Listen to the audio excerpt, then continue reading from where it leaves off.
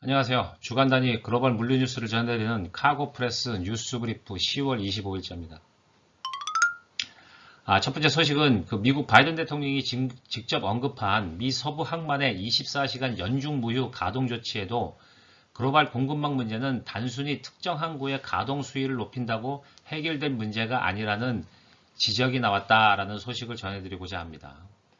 알려진 것처럼 미 항만 적체 혼잡이 극심해지면서 공급망 물류 대란으로 인해서 물자 유통이 지연되고 또 고운임으로 인해서 인플레 우려가 커지면서 미국 백악관이 직접 나서게 된 거죠. 그래서 서부 항만의 가동률을 가동 시간을 연중 무휴로 가동할 것이라고 밝힌 바 있습니다. 하지만 시장 전문가들은 공급망의 특성상 글로벌 시장이 유기적으로 연결된 말 그대로 우리가 서플라이 체인이라고 얘기하는 체인인데 당장 눈에 거슬리는 서부항만의 가동률만 올린다고 이 문제를 해결될 수 있다고 생각하는 것 자체가 문제다라고 조금 비판적인 시각을 드러냈습니다. 미국 해운시장 전문가들도 항만 터미널을 24시간 가동된다면 긍정적인 효과가 물론 있다.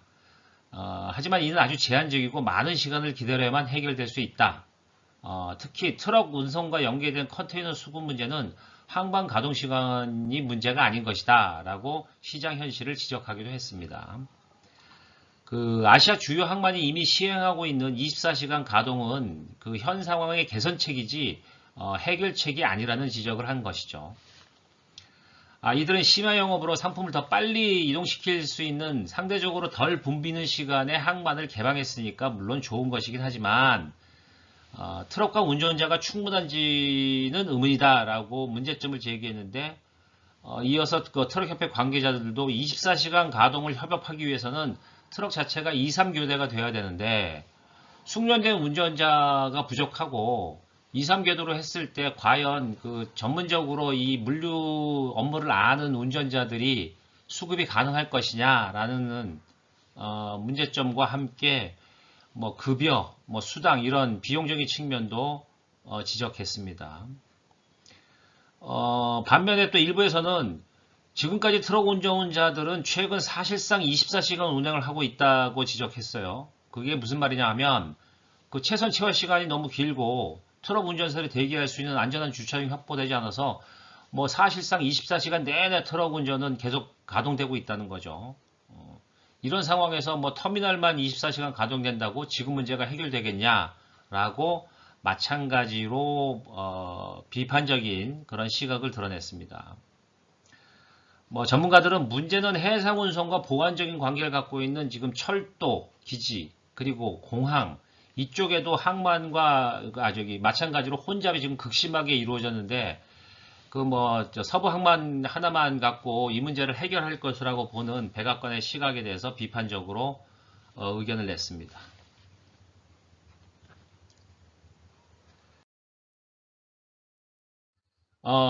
다음은 가장 최근 소식으로 10월 셋째 주 미 최대 관문인 로스앤젤레스 항과 롱비치 항에 하역익을 기다리는 우리가 대기 선박이라고 얘기하죠.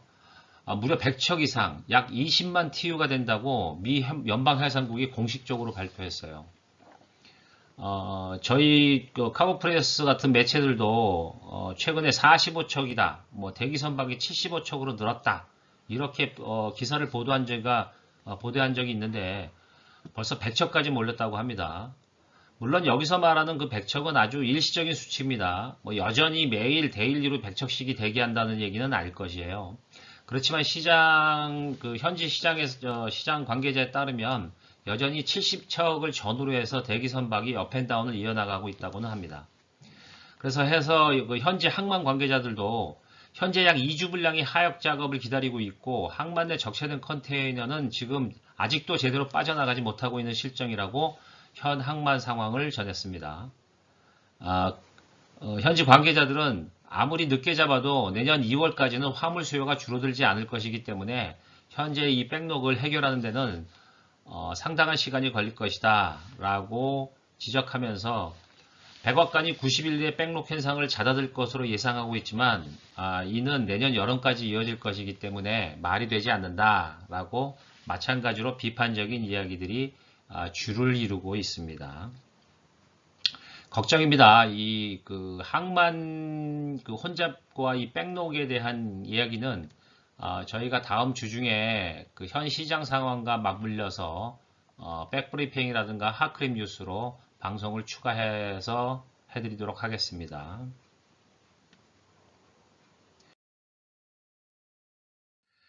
계속해서 이와 연결된 소식입니다. 최근 항공이나 해운운임이 급강에 치닫으면서 항공사 선사들이 이른바 공급 블록 계약을 맺고 있는 포도들과 신경전을 벌이고 있다는 외신이에요. 최근 글로벌 대형 선사주의 하나인 머스크가 대형 고정 화주를 유치하기 위해서 이들과의 거래 관계를 늘리기 위해서 특정 포도들에게는 더 이상 컨테이너 블록 서비스를 제공하지 않을 수도 있다라고 밝혔다는 소식이 전해지고 있습니다. 이른바 선사들은 수익 하주라는 게 있죠. Beneficial Cargo Owners 속에서 BOC라고 이제 약자로 부르는데, 이 같은 수익 하주, 즉 선사 입장에서 고정적인 물량을 대량으로 제공해주는 하주들에게 도어투도어 서비스를 제공하는 조건으로 단일 플랫폼을 통한 영업을 확대할 것이라고 말한 셈입니다. 즉 말 그대로 우리하고 직접 해라, 뭐 이런 얘기죠. 그래서 선사들은 현재 SC 계약 포도들과 아시아발 미주 및 유럽 컨테이너의 계약을 자꾸 파기하는 쪽으로 지금 가고 있는데요. 한 관계자의 말에 따르면 이들은 우리에게, 즉 선사죠, 4,000달러를 받아서 컨테이너당 4,000달러를 받아 하주들에게 또는 일반 포도에게 2만 달러에 재판매를 하고 있다. 이것이 말이 되느냐? 한마디로 가만히 앉아서 포도들이 16,000달러를 벌고 있는데 배가 아프다, 이런 얘기 같습니다. 하지만 이에 대해 포도들은 선사들이 최근 팬데믹 상황을 바탕으로 벌어진 시장 지배력을 남용하는 행위라고 반발하고 있으면서 선사들이 공급을 무기로 시장을 독점하려고 한다면 규제기관의 개입이 필요할 것이다라고 강력하게 반발하고 있습니다. 동일한 건 아닙니다만 항공화물 시장도 비슷한 움직임이 나타나고 있는데요. 지난주에 홍콩 캐세이 퍼시픽이 BSA 업체들과 일반 화물 운임 인상을 발표했어요. GRI라고 하죠. 성수기 공급 부족을 명분으로 오는 11월 15일부터 CX는 태평양 노선의 모든 블록 계약에서 일반 요금 인상, 즉 GRI 기준으로 GRI를 단행한다고 발표하면서 킬로그램당 18 홍콩 달러의 추가 요금을 받기로 결정했다고 말했습니다. 지난주 홍콩 기준의 발틱 항공화물 운임 지수인 BAA를 살펴보면요, 홍콩발 미주행 운임 지수가 10.49달러였습니다. 홍콩발 인도 운임도 킬로그램당 7 홍콩 달러를 추가 인상한다고 발표한 것을 보면 CX가 얼마의 시장 가격을 원하는지 이해할 수 없다는 것이 현지 반응입니다. 물론 이제 항공사가 블록 계약을 하면서 계약 기간 이전에 가격을 올리거나 재협상을 하는 것은 특별한 일은 아닙니다. 일반적으로 있는 일이긴 합니다. 그렇지만 대부분 해당 계약 업체와 개별적인 협상을 통해 가지고 좀 차별화된 비공식적이라고 말해야 되나요? 운임 정책을 하는 것이 일반적인데, 이처럼 공개적으로 GRI를 통해서 BSA 가격을 올리겠다라고 발표한 것은 좀 이례적입니다. 마찬가지로 BSA 업체들은 대충 이 CX의 의견을 받아들이면 한 50만 달러를 더 편당 지불해야 될 것으로 지금 예상하고 있는데, 일부 관계자들은 아마도 11월 이전에 항공사들이 현재 블록 계약의 3분의 1을 그냥 모두 파기하고 가격을 인상하거나 항공사 직판 체제로 전환할지도 모른다고 우려하는 부분도 있습니다.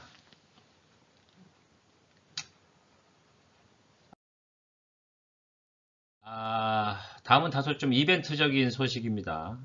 요즘 아는 사람들이 그리 많지 않은 것으로 알고 있는데요. MD-11 화물기 이야기입니다. 한때 루프탄차 카고의 주력 화물 전용기로 활약했던 MD-11 화물 전용기가 지난 17일 마지막 비행을 성공적으로 마치고 역사의 뒤안으로 사라졌습니다. 정확한 정확하게는 미국 항공사에게 재판매되었으니까 뭐 항공화물 시장에서 완전히 퇴학이라고 볼 수는 없지만 뭐 여하튼 LH가 더 이상 MD-11F를 운항하지 않기로 결정하면서 사진에 보시는 것처럼 마지막 인사를 했네요.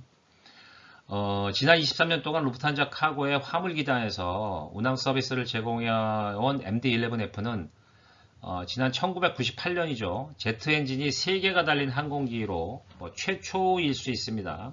뭐 최후일 수도 있겠습니다만 루프탄자를 통해 화물기 비행을 시작한 바 있습니다. 공급은 94.7톤이었고요. 처음에 그 루프탄자는 MD-11F 2대를 인도한 다음에 이것이 효율성과 공급이 괜찮아서 같은 해 8월에 3호기를 인도받아서 화물 서비스를 지속하면서 루프탄자의 주력 화물 항공기로 자리해봤죠. 이후 2001년 1월 25일 마지막으로 MD-11F를 인도받은 후 총 19대를 운항하다가 이번에 효율성이 높다고 판정된 그 B777F로 이제 기단의 주력 기종을 이제 교체하는 과정을 몇 년 동안 했었죠. 그래서 마지막 MD-11F는 지난 10월 17일 뉴욕을 출발해서 프랑크푸르트에 착륙하는 것으로 루프탄자 카고와는 작별을 고하게 됐습니다. 저도 실제로 그 MD-11 항공기가 활약했던 것을 보고 자란 기자이기 때문에 그런지 감회가 남다릅니다.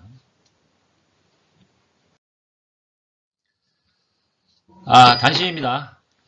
터키 항공 카고가 지난 25년 동안 제약 및 의약품 운송에 큰 획을 기었다는 소식입니다.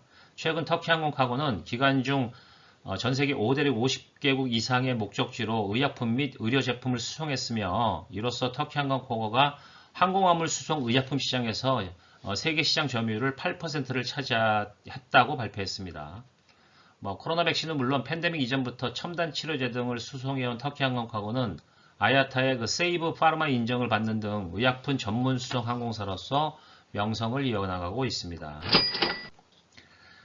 JD.com 아시죠? 글로벌 공급망 위기로 인해서 그 전자상거래 수요가 폭증하고 항공 스페이스 부족에 시달리고 있는 상황에서 중국의 전자상거래 거대 기업이라 할 수 있는 JD.com이 지난 2분기부터 그 동남아 시장을 겨냥한 국경 간 전자상거래 성장을 위해서 자체적으로 차터기 운항을 했던 업체라고 볼 수 있습니다. 또 화물 전용 항공사와 협력으로 전기판 항공화물 서비스도 제공해 왔는데요. 이를 바탕으로 해서 JD.com은 그 자체 화물 전용기 구매 및 임대를 통해서 서비스를 더욱 확장할 것이 필요하다라고 판단했다는 소식입니다. 그래서 그 실질적인 고객 서비스 제공을 위해서는 자체 항공 운항 네트워크를 확장해야 되는데 이를 위해서는 자체 화물 전용기를 갖고 있어야겠다라고 절실하게 느낀 JD.com이 늦어도 오는 2030년까지 운항 화물기 100대 이상을 확보하겠다는 청사진을 제시했습니다. 다음은 이제 GSA 업체들도 플랫폼 비즈니스 서비스를 확장하고 있네요. 글로벌 제너럴 세일즈 서비스 에이전트죠. GSAS 그룹인 ATC 에이비에이션 서비스가 예정대로 그 카고 부킹이라는 플랫폼을 전격 도입했습니다. 이에 따라서 이제 ATC 고객들은 그 에이버리 에이비에이션 소프트웨어가 제공 중인 온라인 포털을 통해서 시장에 소개한 해당 솔루션을 바탕으로 AWS 항공화물 운송장을 예약할 수 있고요. 해당 화물의 엔드-투-엔드 추적 서비스도 제공받을 수 있게 됐다고 합니다. 다만 ATC는 1차적으로 그 해당 플랫폼인 그 카고 부킹을 독일 시장에서 먼저 출시했고요. 앞으로 몇 주에 걸쳐 점진적으로 그 적용 국가를 늘려나간다는 거죠. 34개국 글로벌 네트워크의 해당 플랫폼을 단계적으로 출시 적용해 사용토록 할 예정이라고 발표했습니다.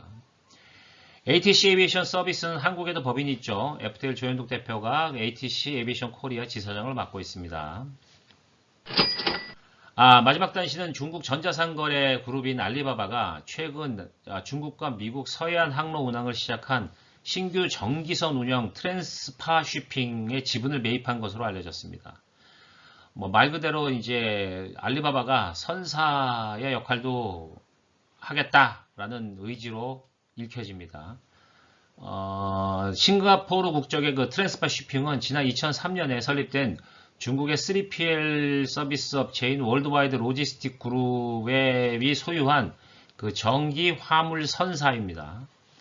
그동안 트랜스퍼시핑하고 알리바바는 그 아주 유기적인 그 계약 관계를 통해서 많은 그 협력 관계를 유지해 왔는데요. 그러다 최근에 알리바바는 물류 자회사인 차이나오의 자회상 쩌짱 차이나오 서플라이 체인 매니지먼트, 이름이 좀 기네요. 이런 회사가 지난 9월에 10.33%의 지분을 매입해서 그 해당 선사의 대주주로 등극했다고 해운 관련 주요 매체가 지난 19일 보도했습니다. 오늘은 여기까지입니다. 감사합니다.